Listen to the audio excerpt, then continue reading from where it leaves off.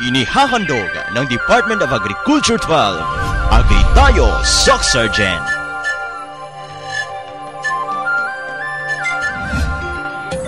Isang masaganang araw na naman po sa ating lahat, sa ating mga televiewers, lalong-lalo na sa ating mga magsasaka at mangingisdang pamilya dito sa Rion 12. Sana po ay napanood ninyo ang ating last episode kung saan itinampok po natin ang sektor ng paghahayupan o ang tinatawag nating Agri-Pinoy Livestock Program. And gaya po ng ating mga past episodes, mga ka-agri, ay marami po kami ibabahagi sa inyo ngayong araw ng mga bagong impormasyon, mga balita, at mga bagong teknolohiya na maaari po niyong kapulutan ng kapaki-pakinabang na kaalaman hinggil sa larangan ng agrikultura at pangingisda. Kahit ano pang ating hinihintay, sabay-sabay nating tuklasin at palaganapin ang ganda at sigla ng agrikultura dito sa Agri Tayo, Soc Sergeant.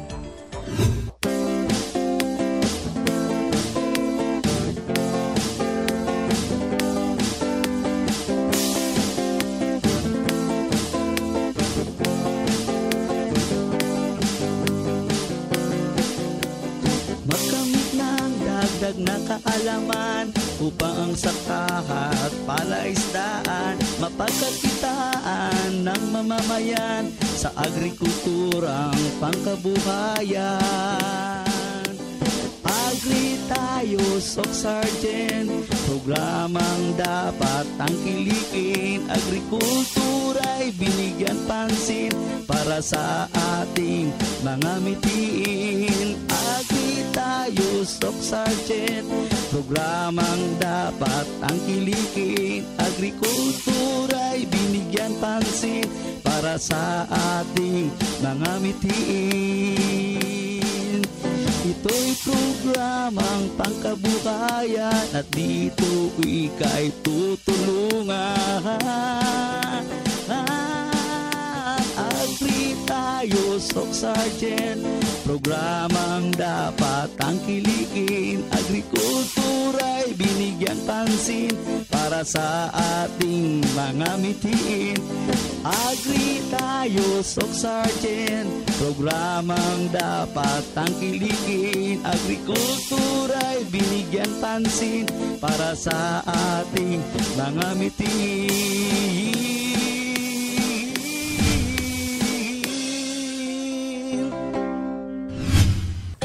Kung nitong mga nagdaang episode ay pinag-usapan po natin ang 4 na iba't ibang banner programs ng Department of Agriculture, this time naman po ay i-feature natin ang isa sa mga special programs ng Kagawaran ng Pagsasaka. Ito ay ang Organic Agriculture Program. And speaking of organic, mga ka-agri, nandito po tayo ngayon sa Journals Farm na isang certified organic farm na matatagpuan dito lang po sa Barangay Topland, mismo sa Coronadal City. Pero bago pa tayo magsimula, mga ka-agri, let me welcome back first ang nagbabalik po nating co-host, si Marie. Magandang umaga, Marie. Kumusta ka na? Ayan, mukhang naging busy ka this past few weeks. Kaya nga at saka I'm so glad na nakabalik ako dito ngayon. Tama ka, Miss Weng, naging busy nga tayo dahil sa mga activities na ating ginawa this past few days. Kaya dapat mga ka-agri, yan ang inyong pakatutukan dito sa isang oras natin na programa. Ayan, napansin ko lang, Marie, mukhang nakapang field outfit ka ngayong araw. Ano ba itong malaking sorpresa ang handog mo dito sa ating mga televiewers? Yes. Yan ang dapat nilang abangan, Miss Weng, dahil mamaya ay lilibutin natin itong Journals Farm para maipakita sa kanila ang kasaganahan at kagandahan nito. Ayan, siguradong aantabayanan niya ng ating mga televiewers, Marie, kaya simulan na natin. Ito po ang isang oras na programang hatid sa inyo ng Department of Agriculture Region 12 sa pangunguna ni Regional Executive Director Amalia Hayag Datukan. Muli, simulan po natin ang pagtuklas sa ganda at sigla ng agrikultura dito sa Agri Tayo, Soc Sergeant.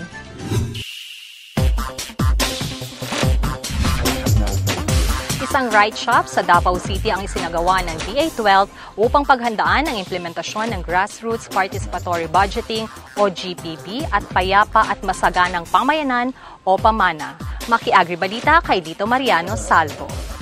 Higit sa 100 mga kinatawan mula sa mga lokal na pamahalaan ng Rion 12 ang dumalo sa isang ride shop na isinagawa ng Department of Agriculture 12 sa Davao City.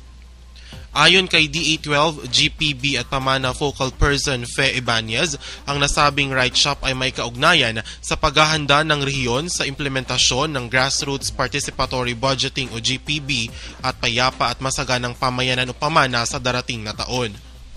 First is we would like to reorient our local government unit implementing agencies na kasama natin na mas lalo nilang ma-appreciate ano ba yung pamana at ang GPB na sinasabi natin. That's one.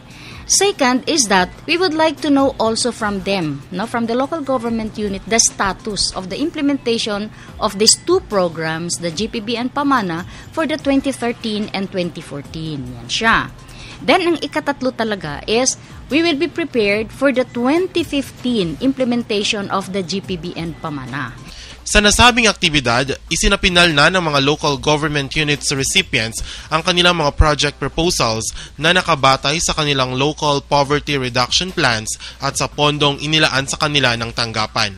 Para sa mga LGUs na nagpapatupad na ng mga proyekto sa ilalim ng GPB at pamana ngayong taon, narito ang payo ni Ibanez sa kanila.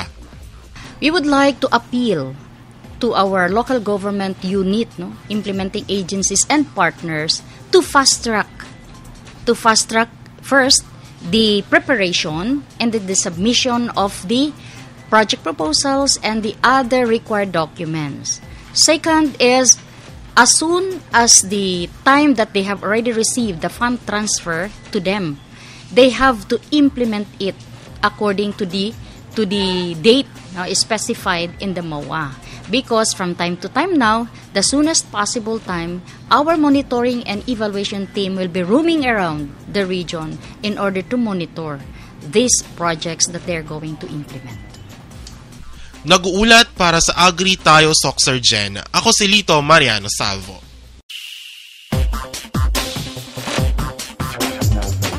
Samantala, upang mabigyan ng gabay at tamang kaalaman ang mga benepisyaryo tungkol sa paggamit ng iba't ibang makinaryang pansakahan at post-harvest facilities, isang dry run ang sinagawa ng DA12 sa Tupi Semyard.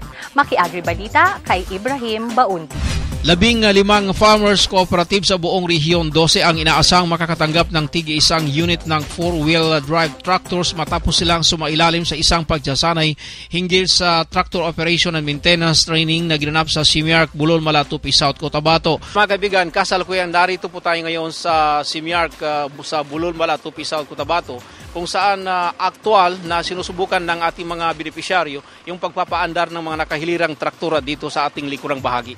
Ayon kay Agri Pinoy Maisan Program Coordinator at RTD4 Operations Dal de Buluron, ang nasabing mga makinaryang pansaka ay pinunduhan sa ilalim ng Agri Pinoy Maisan Program na naglalayong mabigyan ng pagkakataon ng mga magmamais na mas mapabilis ang operasyon ng kanilang sakahan gamit ang mga kabagong makinaryang pansakahan.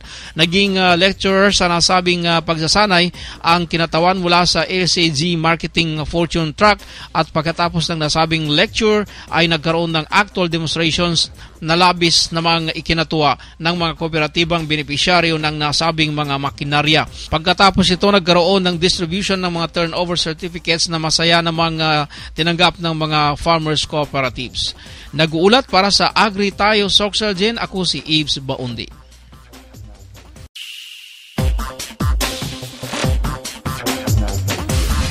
30 mga bagong local farmer technicians or LFTs ang bumuo sa ika-4 na batch ng capability training para sa kanila sa Agricultural Training Institute sa University of Southern Mindanao, Cabaca, North Cotabato, November 5 to 7, 2014. Mga ka-agri, kasalukuyan po naghahanda ang ating mga participants sa gaganaping capability training for local farmer technicians at ito na po ang ika-4 na batch kung saan mahigit 100 LFTs na ang nakakabenepisyo sa naturang aktibidad.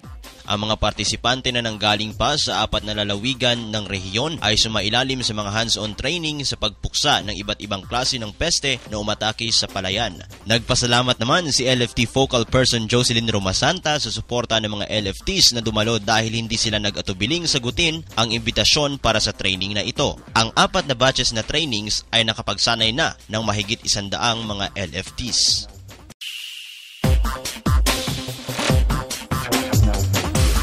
Samantala, sa iba pang balita, nagbabala si DA12 Regional Executive Director Amalia Hayag Datukan sa mga local chief executives sa rehiyon sa mga taong lumalapit sa kanila at humihingi ng tong at ginagamit ang pangalan ng direktor. Ang babalang ito ay ginawa ni Director Datukan matapos makatanggap ang opisyal ng report na may mga taong umiikot sa mga mayors na tumanggap ng mga proyekto mula sa DA, lalo na sa mga infrastructure projects at ginagamit ang kanyang pangalan. Wala hong sino pa man ang ating binigyan ng authority na umikot sa mga LGU at mga local, kausapin ng ating mga local chief executives na sila ang magpa-follow up ng mga projects sa Department of Agriculture, katulad ng projects ng livelihood or farm to market road sa GPB, Pamana, at farm mechanization, at iba pa, no, na pwedeng hingiin sa Department of Agriculture. Ito po ay nakarating sa atin dahil may nag-inform na mayor na meron ba tayong inutusan na umikot at makipag-usap sa kanila na sila through sa kanila ay mas mapabilis ang approval ng mga project na isinubiti nila sa DA. Wala pong katotohanan yan. Ang inyo pong mga proyekto ay binavalidate, tinitingnan ng ating mga tauhan, talaga mga legitimate na tauhan ng mga Department of Agriculture, at kung kayo ay nakapag-comply sa lahat ng mga papeles, MOA, board resolution, project proposal, at nakapag-submit ng liquidation ng mga previous fund transfer, ito po ay sapat, no, o na mga dokumento na mag-process na, no, inyong mga proposal. At para maiparating ang inyong concern kaugnay sa modus operandi na ito, maaari kayong mag-text o tumawag sa DA hotline sa nomerong 0999-923-6054. Nag-uulat para sa Agri Tayo Soc Sargen. Ako si Nelly Escote Ilanan.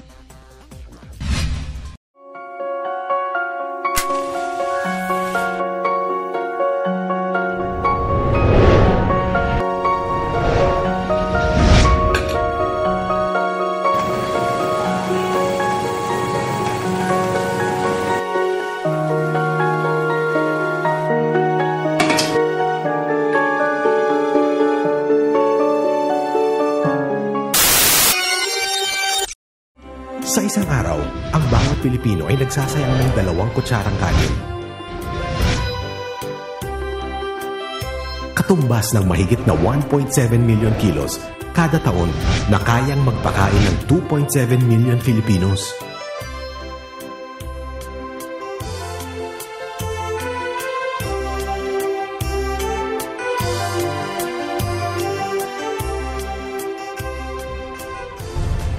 Palay, bigas, kanin. Huwag sayangin. Ang mensaheng ito ay hatid sa inyo ng Department of Agriculture.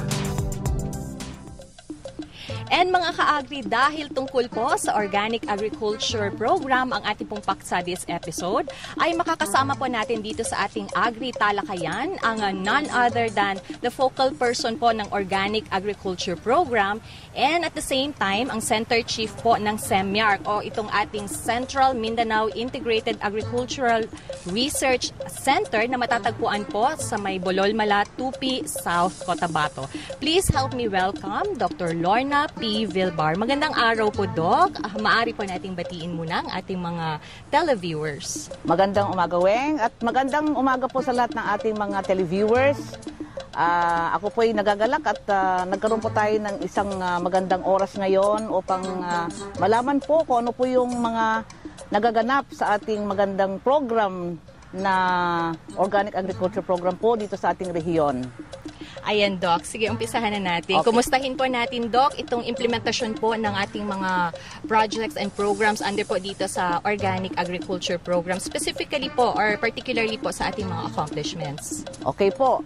So, lahat po ng, mayroon po tayong isang magandang programa dito sa ating rehiyon sa pag-implementasyon po ng ating Organic Agriculture Program.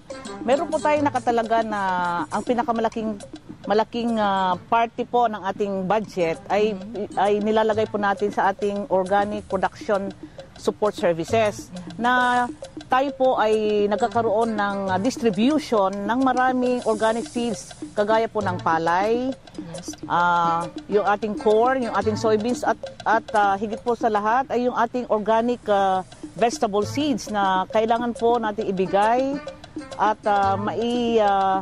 maipabahagi sa ating mga farmer growers or mga recipients po ng ating programa.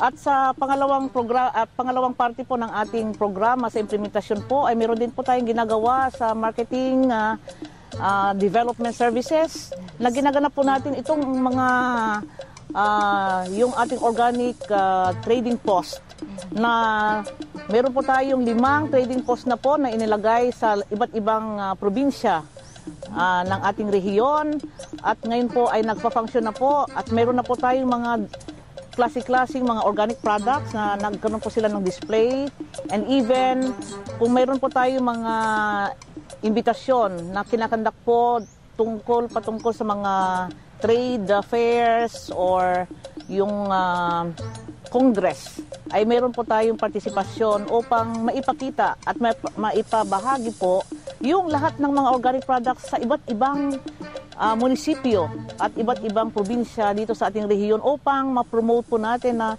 hindi lang po tayo nagpo-produce but we are also doing the processing ng ating mga organic products. Marami po tayong mga malalaking enterprise dito sa rehiyon, kagaya po ng Don Bosco na they are producing an organic rice. And we have also dito Baga na nagpo-produce po sila ng organic balangon banana. And even doon po sa Tree Life sa North Cotabato, dito po sa Carmen, na they are producing already or exporting even yung ating organic na cocoa sugar. So marami po tayong mga produkto na kailangan po natin i-promote sa ngayon. At yan po ay nakikipag-link tayo, yung ating organic program ay partner po tayo sa itong malalaking enterprise upang ganun po ay maganda po yung samahan at maipapromote din natin ng pangmalawakang promotion po ng ating organic products. At dapat po ay maging masigasig po tayo dahil sa implementasyon ng 2014 po ay dapat magkaroon na po tayo ng isang aktibo na partisipasyon ng ating mga organic growers or organic practitioners na sila po ay dapat nating bigyan ng support, bigyan po ng assistance na para po ay lumawak po yung ating mga areas na ma-convert into an organic farming, organic agriculture farms. Ayan, talaga naman palang napakaraming proyekto or mga priority projects under po dito sa Organic Agriculture Program, ma'am, no? Nakakalula naman yung sobrang dami ng accomplishments natin. And I'm sure, Doc Lorne, yung mga ating televiewers na nanonood po ngayon, interesado po sila sa yung ating pong mga magsasaka at mangingisdang pamilya and po yung, sa ating pong mga LGUs, mga ibang individual groups, ganun po ay interesado kung paano po ba sila makaka-avail nitong ating mga programs under Organic Agriculture Program. Okay po. So, bago ko po ibigay sa inyo yung paano po sila makapag-avail ng programa, ay meron po tayong coming na yung sinasabing National Organic Agriculture Congress. Yes, na ito po ay conduct sa Davao. At ito po ay bilang isang tugon, no, na participated by lahat po ng ating rehiyon, no, from CAR to Region 1 hanggang 13. We have 16 regions in the whole country. And then meron po tayong bibigyan po tayo ng isang malaking programa doon sa SMX sa Lanang. At ito po ay ngayong November 11 hanggang 13 po. So, ngayon po ay talagang isang malaking programa po ito na nabigyan ng budget ang ating rehiyon para naman po ang ating mga organic focal persons ng kanya-kanyang munisipyo at kanya-kanyang probinsya po ay mabigyan ng kalinawan ng magandang pag-iisip kung ano po talaga ang tunay na sinasabing organic na agrikultura. At yun po ay talagang bibigyan po natin ng pansin para naman itong ating programa na ngayon ay maipabahagi natin. So, pwede po silang makapag-avail ngayon na ibibigay po namin yung mga programa patungkol po sa pagpapadami ng mga organic buto. Yung buto seeds, ng ating organic seeds ng ating mga ng ating palay, ng ating mais, ng ating vegetables, ng ating soybeans na kailangan po. At meron din po tayong programa patungkol po sa organic na hayop, no? Kailangan po natin i-convert din po yung ating mga animals, kagaya po ng ating mga baboy, mga manok at mga kambing na pwede po nating magawan ng paraan at gagawin po yung nararapat para sa kanila na kahit na po sa feed formulations lang po natin na ipapabahagi natin sa ating mga recipients. Ngayon po marami po tayong organic programs patungkol po sa ating production super services. Tulad po ng ibibigay po sa kanila, or kung interesado po sila ay magbibigay po sila ng mga proposals. Proposals po ang kailangan na i-prepare ng ating mga interested farmers. Yes po, interested associations, farmer associations, at mga cooperatives, NGOs, at even mga irrigators associations. Saan po nila ito ipapasa, Doc? Opo. So, nandiyan po ang ating opisina sa Coronadal City. Andres po sa office ng ating magiting na direktor, si Director Amalia J. Datukan. At nandun din po ang isang opisina na nandoon ang Organic Agriculture Program Office natin. At tumatanggap po ng ating mga proposals. At bibigyan po ng diin kung baga ang ating mga isasubmit po ngayon ay for next year na po yung ating i-evaluate po yan ng ating committee ng evaluators team para po mabigyan or makita or ma-evaluate kung talaga po ay itong mga proposals na ito ay naaangkop at na-address po yung ating pinaka-objective in terms of the organic agriculture to increase the income of the farmers and to increase the quality of life of our farmers and increase income also. And also, dapat po ay magkaroon tayo ng lugar sa ating local at international market ng ating mga organic products. Opo. So talagang napakalawak po talaga ng sakop nitong Organic Agriculture Program, Doc Lorna, ano? So bilang panghuli na lang po, any last message po sa ating mga televiewers, ano pong gusto niyong ipaabot na additional information po? Okay po. So bilang isang organic focal persons po ng ating rehiyon ay ako po ay nagpapaabot sa inyo nagpapasalamat din po sa lahat po ng nag-participate ng ating mga aktibidades patungkol sa ating organic program. At sa ngayong araw po ay mayroon po kaming ganap na ginagawa upang ipaabot sa ating mga organic focal persons, at sila po talaga yung ating daan. Kasi maaabot po nila sa kasulukan po ng kanilang mga barangay at kanilang mga lugar upang sila po yung maging instrument natin para mapalagana po natin ang organic farming sa ating rehiyon. Ayan, maraming salamat po, Doc Lorna. Yan po, yes, mga ka-agri, nakasama po natin dito sa ating Agri Talakayan, ang atin pong Organic Agriculture Program Focal Person, si Dr. Lorna P. Vilbar. Magbabalik pa po ang ating programa.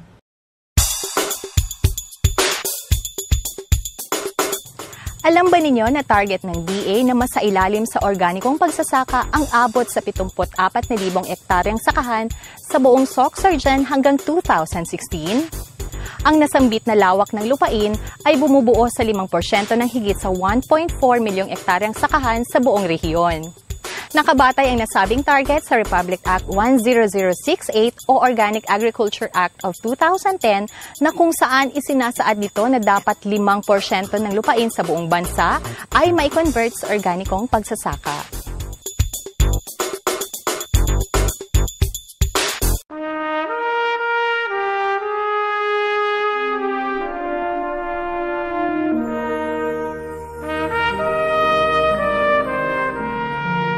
Anumang pangarap ay matutupad sa pamamagitan ng ibayong pagsasanay at tamang nutrisyon.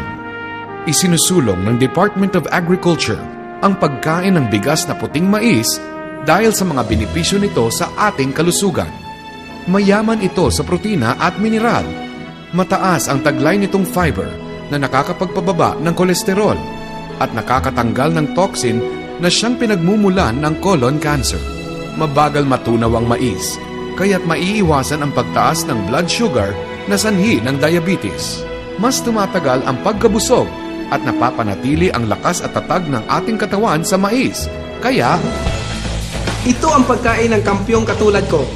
Mais, para sa mas malakas at malusog na Pinoy, magmais tayo.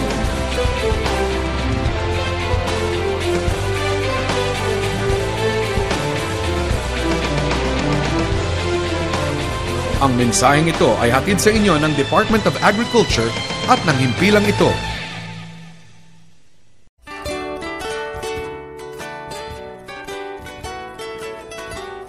Kasalukuyan pa rin po kayong nakatutok dito sa Agri Tayo Oxygen. Ngayon naman po ay ibabahagi namin ang kwento ng isang magsasaka mula Surala, South Cotabato na higit sa 20 taon nang tumatalima sa organikong pagsasaka. Ang organic talaga ay maliit lang ang gastos pero malaki ang kita.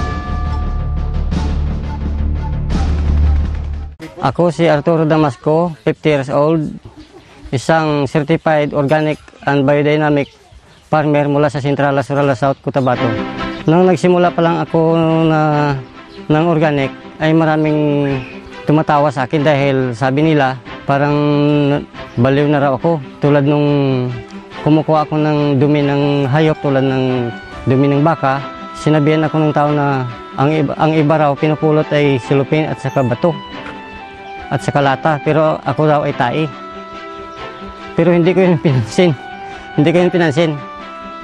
Tumawa rin ako dahil alam ko na sila hindi nakaintindi ng naiintindihan. Pinili ko po ang organic dahil nakita ko na mas maganda ito dahil maprotektahan ko pa ang kalikasan.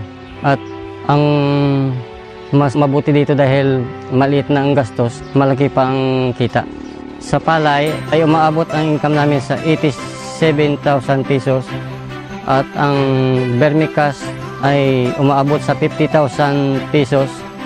Ang ornamental ay umaabot na rin sa 53,000 pesos. Ang vermiworm, 20,000 pesos. At umaabot na rin sa 210,000 pesos ang isang taon namin.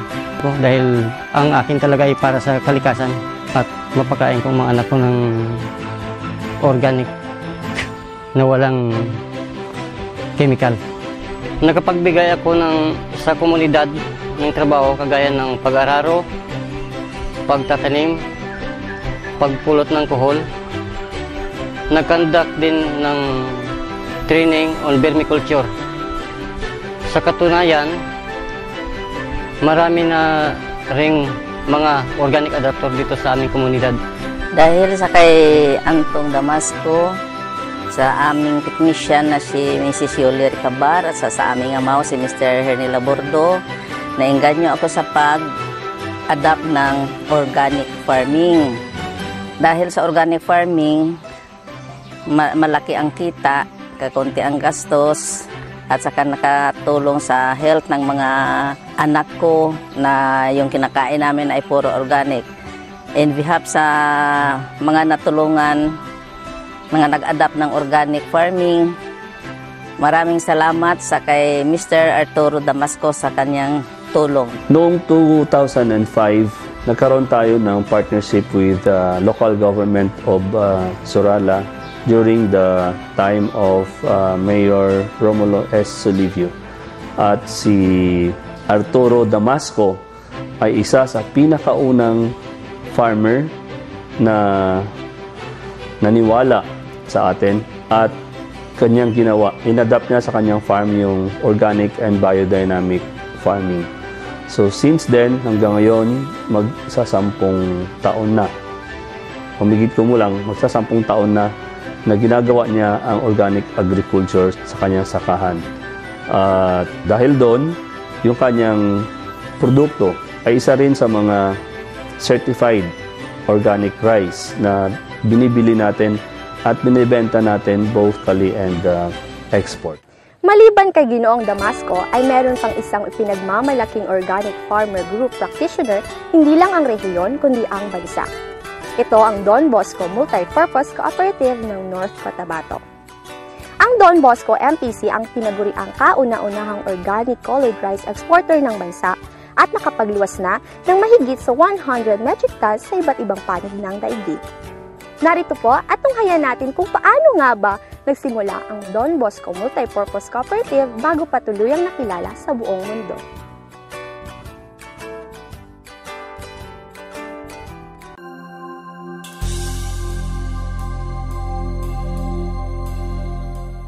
When you're young, and then you believe you can change the world Nagsimula ang Don Bosco Foundation for Sustainable Development Incorporated sa isang matayog na pangarap ng isang grupo ng mga kabataan ng Diocesan Youth Center.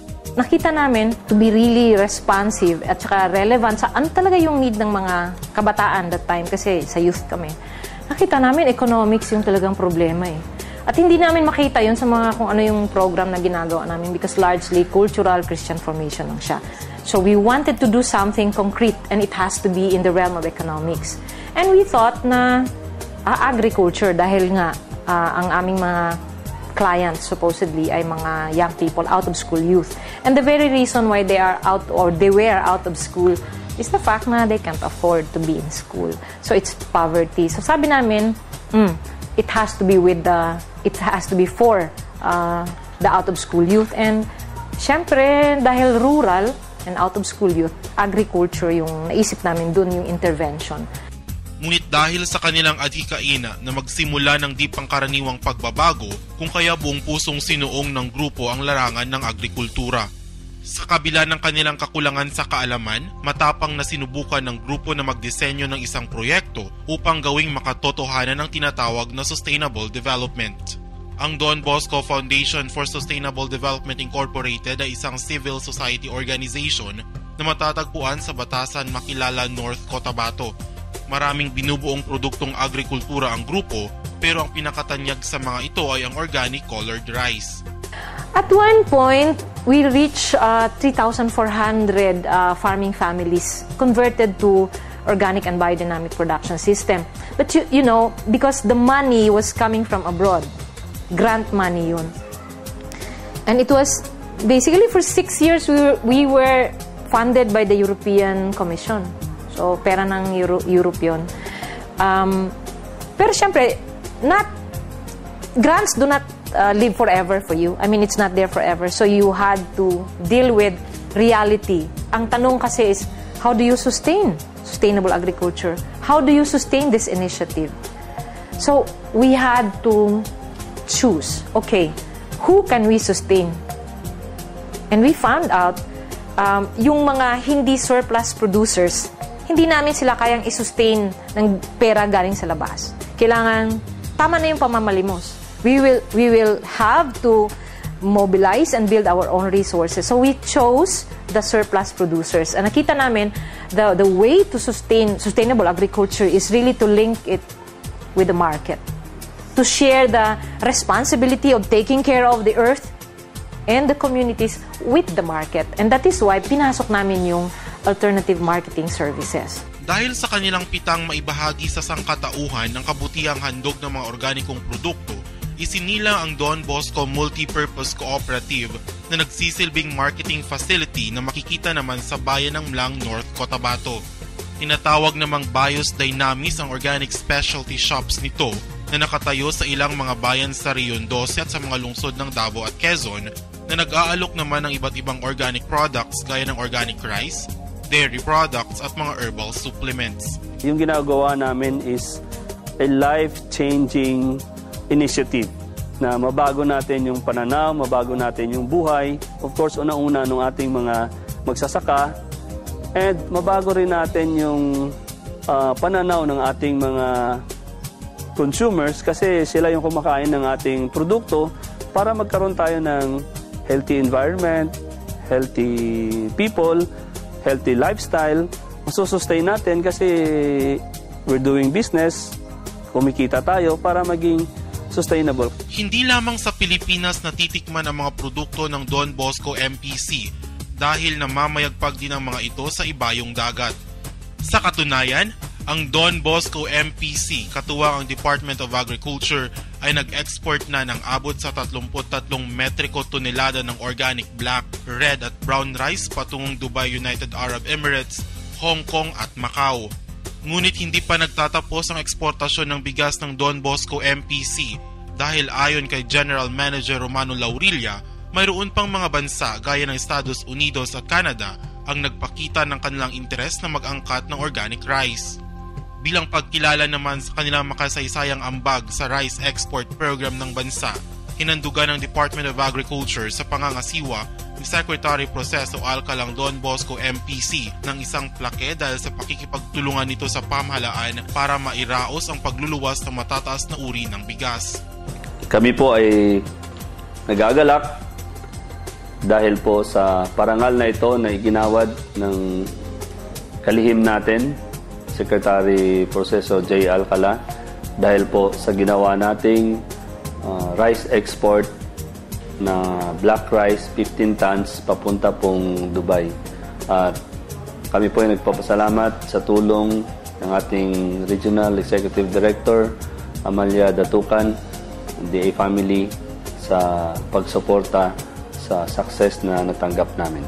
Ang Don Bosco MPC ay nagsisilbi at magsisilbing partner ng DA sa walang patid na pagsusulong ng organiko at likasyamang pagsasaka at sa patuloy na pagluluwas ng premium rice ng Pilipinas.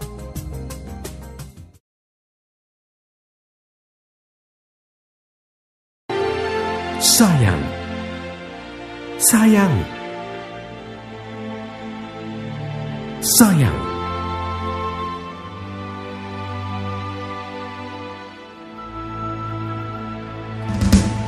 Madami sanang nakikinabang kapag walang nasasayang. Kung susumahin, mahigit sa 7 bilyong piso ang halaga ng nasasayang na kanin. Ang halagang ito ay maaari nang makabusog sa milyon-milyong pamilyang Pinoy. At makatulong sa ating mga kababayan sa iba't ibang pamamaraan.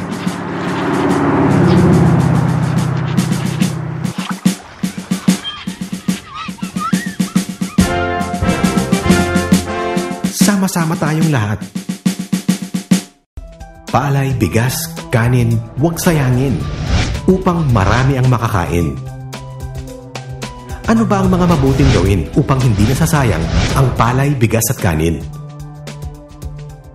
Hugasan ta siya, hugasan ta imbukas, pag-ubos, para wayroon malugpas, pag-asag ta sin tuwig, ibalik ta siya para lomsin tungkang, patway maugpas. Ang ginaobra ko, ginapasampaw na sila kanumbra. Hinahinay kita ba siya para nag-aras mga daman sayang? Pang kita magluwag bihang palay, subay tiyuk-tiyuk bihayan, ba't daw wayroong malugpas, bang so pa makita mabaya pa kumaon, kita magbalik, palay ta, magsuno, sumuno. Bali, ubuso ay magtigang gani, kancharon lang ang pagsakto lang kanya maubos ang tanan niyang pamilya. El arroz ya kusi kita na de anoche, de mucho kayo, pwede ko kita kasi fried rice. Kuha ka lang isang kaon mo nga sakto lang sa pinggan.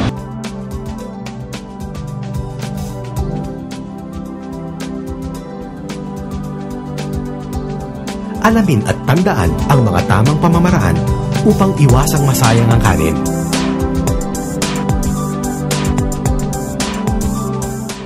Palay, bigas, kanin, huwag sayangin upang marami ang makakain.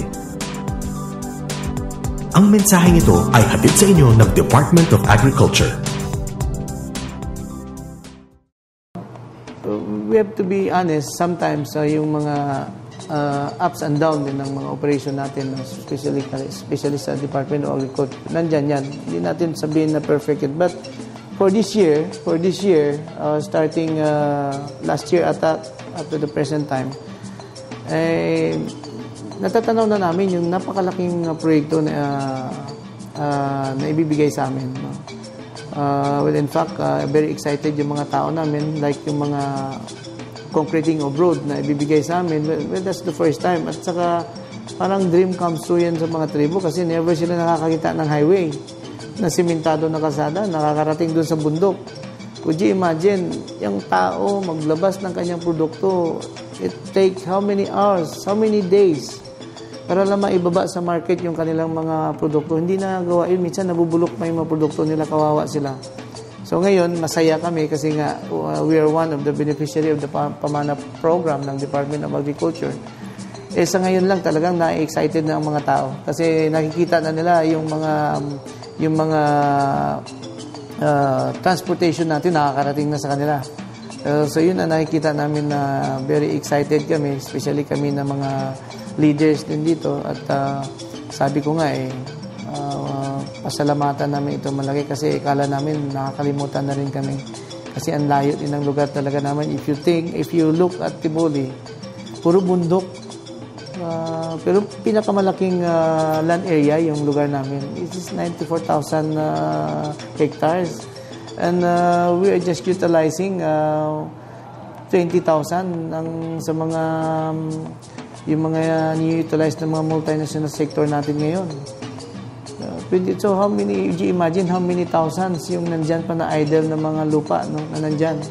So hopefully na tuloy-tuloy yung mga Pamana program natin para at least it will bring the investors to invest in our town. It will generate employment again, revenues natin lalaki. So hindi mahirap na magbigay ng mga proyekto na sa mga tao pag ganun ang may tulong ng national government sa atin through Department of Agriculture.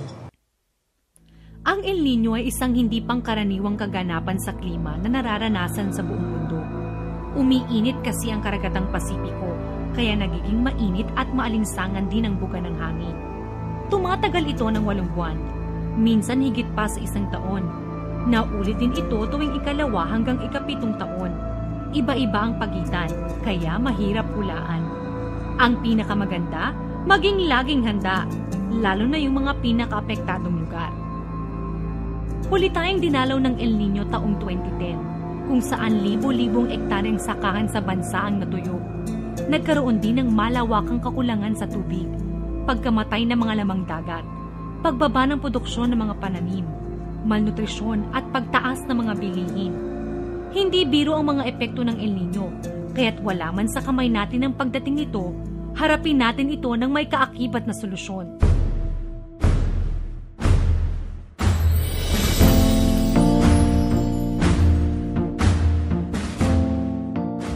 Sulitin natin ang bawat patak ng tubig. Siguraduhin maayos ang irigasyon ng mga sakahan. Dapat malinis ito at walang masyadong damo. Takpan ding mabuti ang mga butas para hindi tumagas ang tubig. Gawing 2 sentimetro lang ang taas ng tubig sa irigasyon. 25 hanggang 30 araw mula lipat tanim. Pag husto na ang tubig sa sakahan, isarado na ang mga kanal para hindi maimbak at masayang ang mga sobrang tubig. Buksan na lang ulit ang tubig sa irigasyon pag tuyo na ang lupa. Maaring gumamit ng cloud seeding, ang paglalagay ng chemical sa ulap para bumigat ito at mapabilis ang ulan. Ang mga karaniwang chemical na ginagamit dito ay asin, dry ice at silver iodide. Dapat imbaking mabuti ang tubig galing dito dahil hindi ito basta-bastang proseso. Sa pagtatanim, piliin ang mga palay na mabilis gumulang at pwede agad anihin, tulad na lang ng PSB RC14, RC28, RC80, RC82 at IR64. Mas matagal kasi ang pag-ani, mas mataas ang tsansang matuyot ang tanim. Magtanim sa paraang sabog tanim o direct seeding. Sa paraang ito, hindi na kailangang magbungkal dahil mas maikli ang proseso, mas makakatipid sa tubig at mas mapapaaga ang pag-ani. Piliing itanim ang mga gulay na di masyadong nangangailangan ng tubig, tulad na lang ng bawang, sibuyas, pechay sigarilyas at pigeon pea. Gamitin ang dayami na pantakip sa lupa. Mapapanatili na ang halumigmig ng lupa, maaari pa itong ipakain sa alagang hayop. Maganda ring ipakain sa alagang hayop ang tubo na may pulot. Legumes na maaring itanim kahit sa loob ng bakuran. Sorghum, uraro, saging, kamote, kamoteng kahoy at sarang damo at iba pang halaman sa sakahan na hinaluan ng asukal. Mas tipid to kaysa sa mais. Madalang at mahal kasi ang mais kapag tagtuyot. Huwag ding kalimutang bigyan ng mineral block ang mga alagang hayop para malakas ang resistensya nila sa mahabang tag-init. Kung ang alaga mo ay baboy o baka, dapat alam mong hirap silang mabuntis kapag sobrang init ng panahon. Malamang, kakailanganin nila ang artificial insemination. Magpatulong sa livestock technician sa lugar nyo para maayos na maisagawa to. Kung isda naman ang inaalagaan, piliin ang mga klase ng isdang hindi masyadong apektado sa tagtuyot. Bukod kasi sa pag-init ng tubig, umaalat din to kapag tag-init. Ilan sa mga isdang kayang tumagal sa El Nino ay hito, tilapia, bangus, at dalag. Marami pa tayong kayang gawin para maghanda sa El Nino. Para malaman ang lahat ng to, sumangguni sa pinakamalapit na opisina ng Department of Agriculture. Hindi lang kayo basta tuturuan ng iba't ibang paraan para maghanda. Tutulungan pa kayong magkaroon ng mga kagamitan at magsimula ng mga programa para rito. Sa susunod na pagbisita ng El Nino, sama-sama nating haharapin to. Huwag mag-alala dahil walang mawawala kung lagi tayong handa.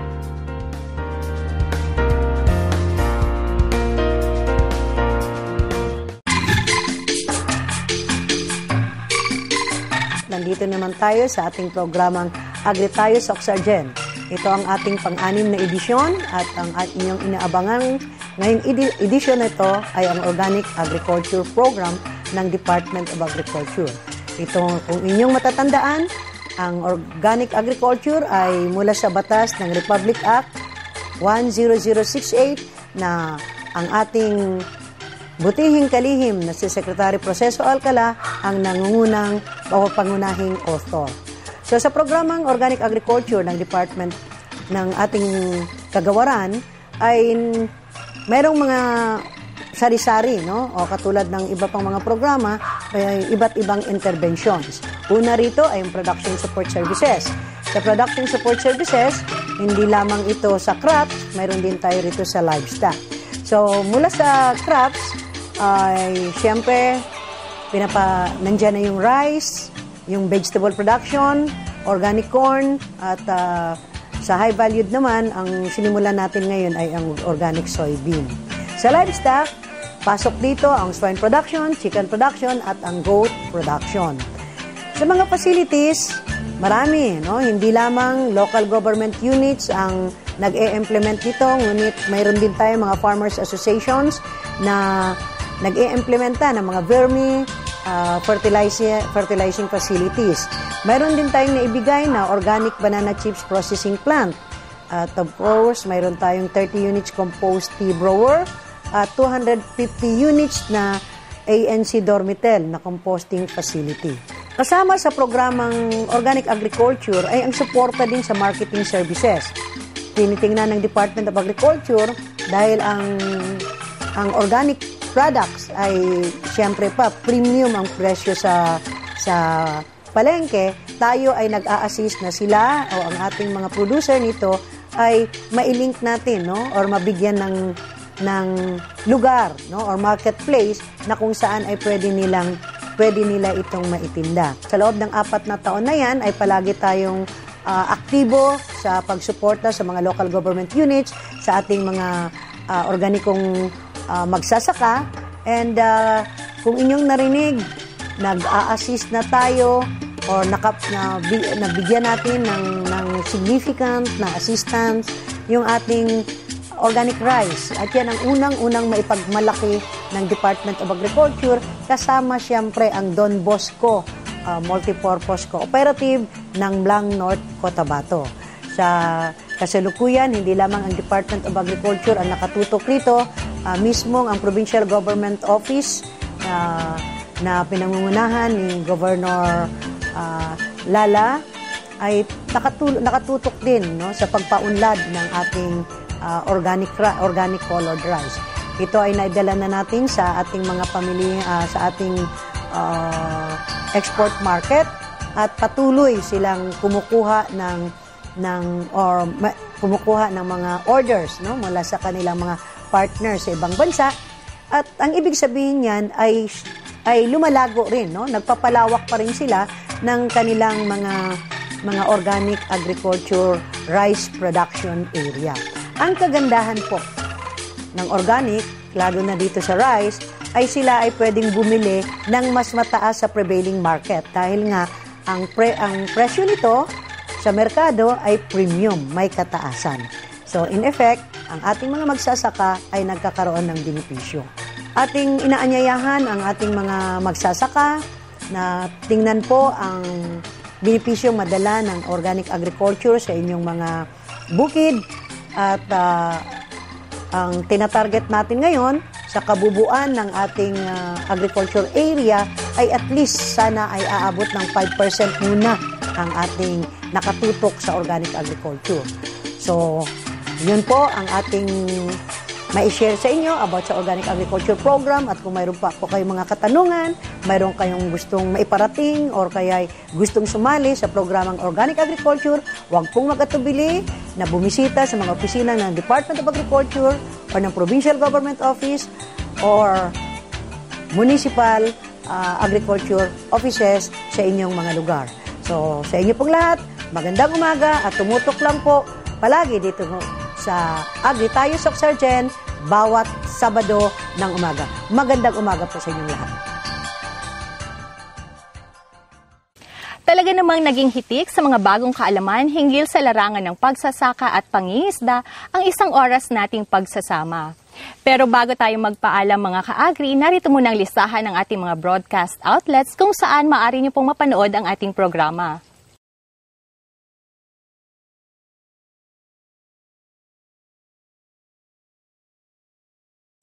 Sa susunod na Sabado ay tatalakayin naman po natin ang Farm Mechanization Program. Kaya tuwing Sabado, pagpatak ng alas 9 hanggang alas 10 ng umaga, sabay-sabay po nating tuklasin at palaganapin ang ganda at sigla ng agrikultura dito sa Agri Tayo Soc-Sargen.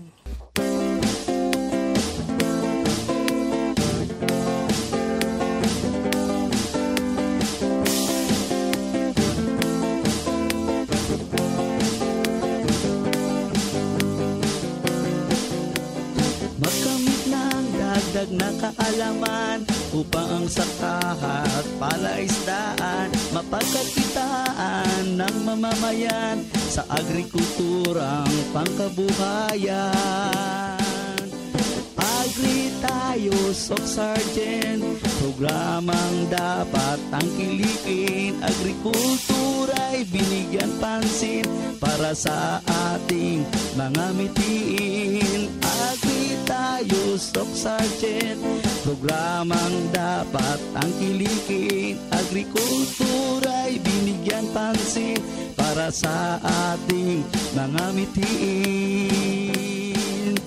Ito'y programang pangkabuhayan at dito ika'y tutulungan. Agri Tayo Soc-Sargen, programang dapat tangkilikin. Agrikultura'y binigyan pansin para sa ating mga mitiin. Agri Tayo Soc-Sargen, programang dapat tangkilikin. Agrikultura'y binigyan pansin para sa ating mga mitiin.